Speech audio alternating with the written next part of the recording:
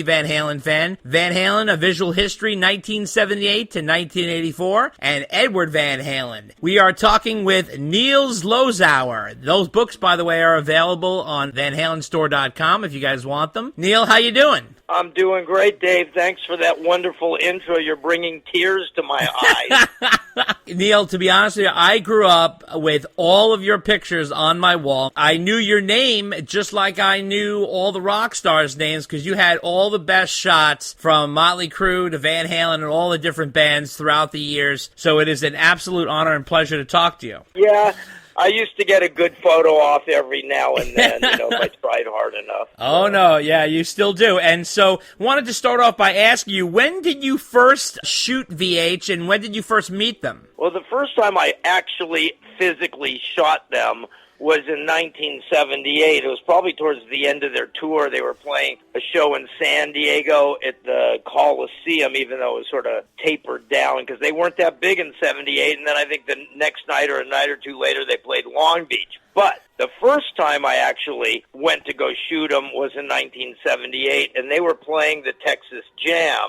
And myself and a friend of mine, Barry Levine, were hired to shoot that Texas Jam. I believe it was the very first Texas Jam, and we were shooting it for the promoters. So it was about 10 minutes before Van Halen got on stage, and I was on stage, and I was really looking forward to shooting Van Halen because I probably just heard them a month or two earlier, and Sure. I thought they were incredible. So I'm on stage, and it's 10 minutes before the band's going to come on, and all of a sudden, the most intimidating person I ever met in my life, this little guy, with little Peter Fonda Easy Rider sunglasses and black leather pants and black leather coat and billy club in his waist and handcuffs around his belt and black leather gloves and black leather coat. And it's 120 degrees.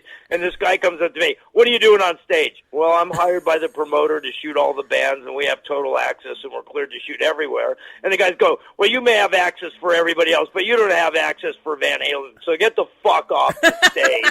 And basically, I was looking at this guy. He was only about 5'4", but this guy was the most intimidating person I ever met in my life. And it turns out later that was Noel Monk, who at the time was their tour manager, who later went on to manage the band. And, me and Noel to this day are great friends. That was the first time I attempted to shoot Van Halen. It didn't happen.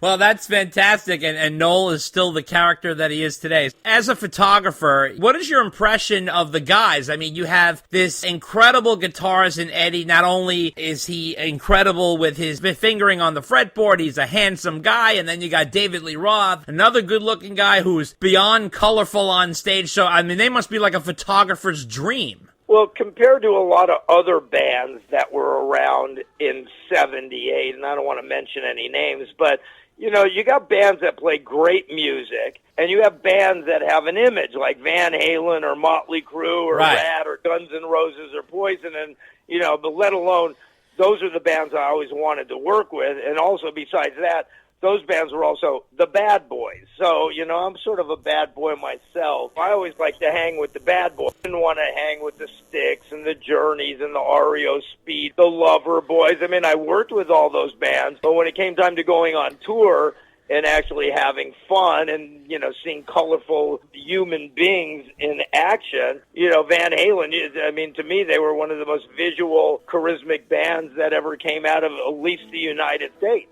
Sure. Probably the world, to be honest with you. Absolutely. Did you develop an entire relationship with these guys? You seem like you were tight with them. Well, we're all about the same age, so let alone did I love their music from the very first second I heard the beginning of Running with the Devil with Michael Anthony's bass notes. But, after I worked with them, they really never had a photographer work with them like I did. I mean, they had photos in 78, but you got to remember, in 78, Van Halen was not a common household band. We were just coming off the, Donna Summers, Village Peep, John Travolta, Grease, Saturday Night Fever. Music, was the disco days. So when Van Halen, hit the scene really after getting signed to Warner's and their first album came out, they were like new, refreshing music that, I mean, no one played guitar like Ed, truly an innovator. Dave, you know, he was probably the most charismatic front man that ever lived. You know, I mean, I used to, when I was growing up, I loved Mick Jagger, but, you know, Dave really knew how to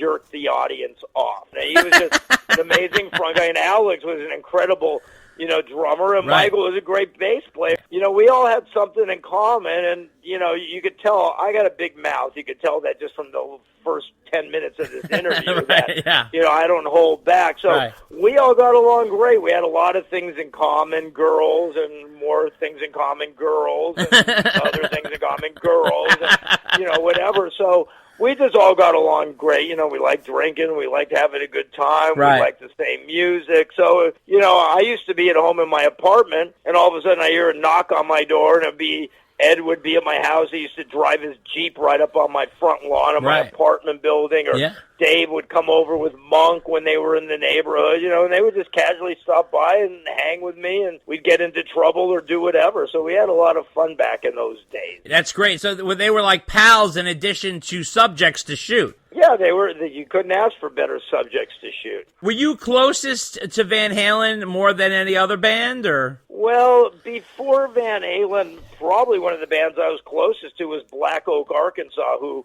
I hate to say it, believe it or not, I saw a lot of David Lee Roth and Jim Dandy. Me and my partner back then, we went to a hog farm, and we had to shoot the inner sleeper high on a hog. But, you know, Black Oak, Arkansas was an amazing rock band. I mean, they had 3 lead guitarists way before Leonard Skinner or the Outlaws or whatever. And, you know, so that was a band I did a lot of work with. And, you know, trying to think who else. But Van Halen was really the first band that just, you know, I got it. Well, actually, sorry. I did a lot of work with Ted Nugent in '77. I did a lot of work with Aerosmith back in the day, but there was just a different type of relationship. You know, Van Halen all lived in Los Angeles. Teddy lived in Detroit, and the Right. Aerosmith guys lived in Boston. So we just became really close friends. You know, we'd go on the road after the show. We had a lot of fun, and we'd, you know, be doing a lot of damage at the hotel, so on and so forth. They were probably, up to that point, the band that I was closest with. And, you know, people seem to know me more for Van Halen than any of the other bands. But, you know, before Van Halen, don't forget, I was shooting the Eagles, I was shooting Tom Petty, I Right. was doing David Bowie. Not necessarily off-stage photo sessions. I was shooting them live. I should, you know, shooting the Stones in 69, 72, 75. Wow. Zeppelin, I was shooting in 73, 75. So I did a lot of work with a lot of bands before Van Halen came around. Sure. Obviously, you know, everybody knows Dave is so camera ready all the time. Was he the type of guy that you could basically pull out the camera anytime and he'd allow you to shoot him? More or less. I mean, me being Zloz, I know when to pull the camera out and when not to pull the camera Oh, okay. out. So, Okay. and usually, you know, the time when it's not proper to pull the camera out, that's because I want to participate in the events that are going on at that specific time, too. So, you know, I mean, if you said to me, Zloz, you could never listen to music again, or Zloz, you could never shoot another picture as long as you live, that would be easy because, you know, I listen to music from the second I get up. When I'm in brushing my teeth in the morning in the Right. bathroom, I got stereo speakers in my bathroom. Every morning, I'm listening to music to get the blood flowing and the juices flowing. And even here in my studio all day long, listen to music. But Dave was just the, you know, iconical front man. I mean, he looked amazing. He knew what to say at what time. He was a great talker, so on and so forth. Sure. Yeah, he always seemed to know how to pose, how to be funny, how to get a laugh, how to crack a smile, how to look badass, and then he could turn around and be hysterical. He had sort of that kind of side. Whereas Eddie, most of the time, smiling and engaged in whatever musical solo he was doing. He almost seemed like he was never without that guitar. Yeah, well, Ed and Al, they were sort of a different, I mean, everybody had their own unique personality in that band. So Ed and Al were a little bit more meek and modest in the beginning in 78, 79. Eddie was just a happy-go-lucky kid. I mean, he seemed like he was just ecstatic to Right. get so much recognition from, Right. you know, record sales and fans. And, you know, it didn't take long before, you know, they had the reputation for just, you know, annihilating all their competition. I mean, when they in '78 when they were opening up for Black Sabbath, they would just run circles around them every night. I think after that tour, Black Sabbath with Ozzy finally called it a day and said,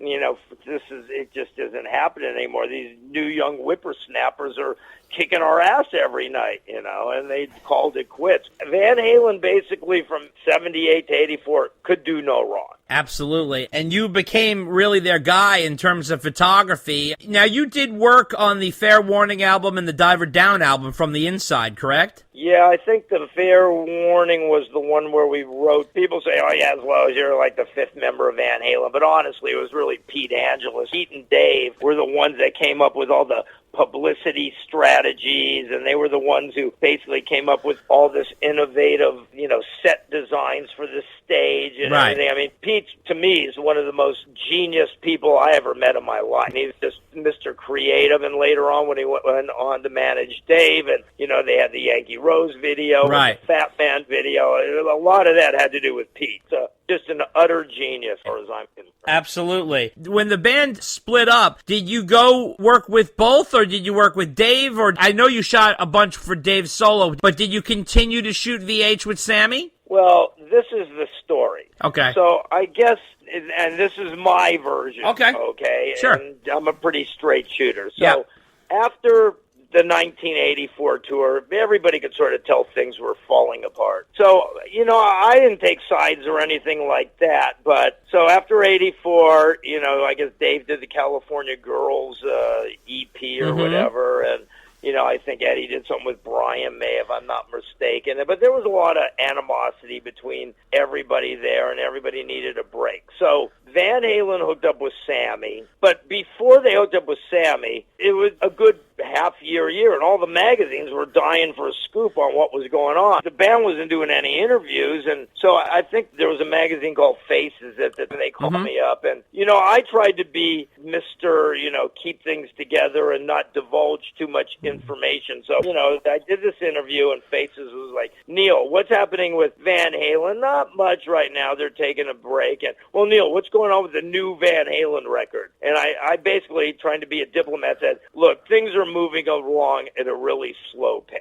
okay? Right. And then one day Al called me up. He's like, hey, Neilski, when are we going to go eat sushi? Neilski, when are we going to go do this? Neilski, when are we going to do that? Everything was fine. And then all of a sudden he goes, hey, Neilski, will you do me a favor? And I go, what's that? He goes, I'd appreciate it if you keep your big mouth shut. And I'm like, what do you mean, Al? He goes, right here in Faces magazine, you said the next Van Halen album's going really slow, and he sort of quoted me as a couple things. And like I said, I didn't divulge really a lot of information. Right. But I tried to not, I didn't want to say, look, the guys are all fighting. They all hate each other. There's never going to be another Van Halen tour. There's never going to be another Van Halen album with Dave. So I tried to keep it diplomatic, and, he just didn't like what I said. 4 or 5 months later, 6 months later, Van Halen's with Sammy. They're starting to do publicity for the new tour. So this girl that I did work with, she actually called up Warner Brothers because she was from Belgium, and she was doing some interviews for some foreign press. And she called up Warner Brothers and said,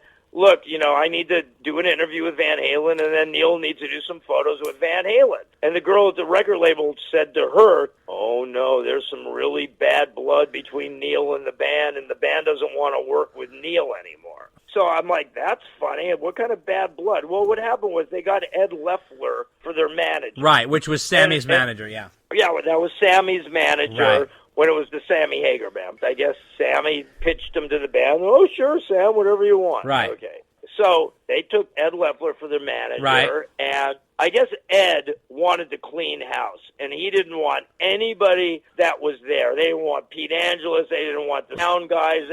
They kept Alex's tech, Greg Emerson, because that was, Al's tech they were best friends. From high school, yeah. Up. Yeah, even Rudy Liren got the sack from Ed. Right. But from what I hear, everybody, not Al, but everybody else made Greg's life so miserable that Greg just finally quit. Wow. Okay? But they didn't want anybody from the day. So it was a whole new band. So I was like, oh, that's great. And then 6 months later, Dave had his album, Eat 'Em and Smile, ready to go, and Dave called me up, hey, Zlo, let's do some photos. And that's when I did that iconic shoot with Billy and Steve and Greg, which, I was the first band, and Right. I continued to do tons of work with Dave. So Dave didn't alienate against me. The VH boys did, and it wasn't until Ed Loeffler died in, I think, 1993 or 94 that I started working with the band again when Sam was in the band.